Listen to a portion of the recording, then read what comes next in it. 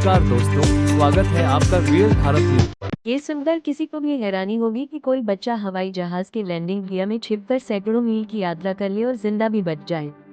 लेकिन ये चौंकाने वाली सच्चाई है।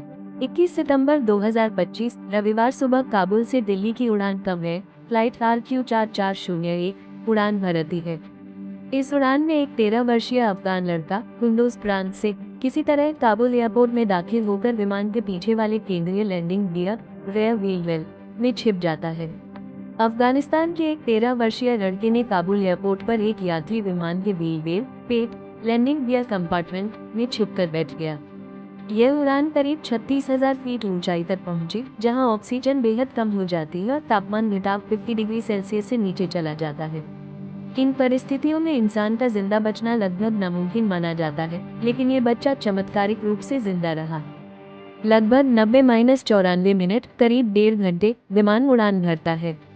इस दौरान लड़का बिना सीट पर बैठे लैंडिंग गियर कंपार्टमेंट में यात्रा करता है। इस कंपार्टमेंट में ऑक्सीजन कम होती है और तापमान घटाव 50 डिग्री सेल्सियस से भी नीचे हो सकता है। उड़ान समाप्ति दिल्ली में लैंडिंग विमान दिल्ली के इंदिरा गांधी अंतर्राष्ट्रीय हवाई अड्डे दिल्ली पर लगभग सुबह 10:20 बजे लैंड करता है। लैंडिंग के तुरंत बाद तटस्थ सुरक्षा कर्मियों को लड़का रनवे टर्मिनल के बाहर घूमता हुआ दिखाई देता है। विमान के कर्मचारी और एयरपोर्ट सुरक्षा CISF को सूचना दी जाती है।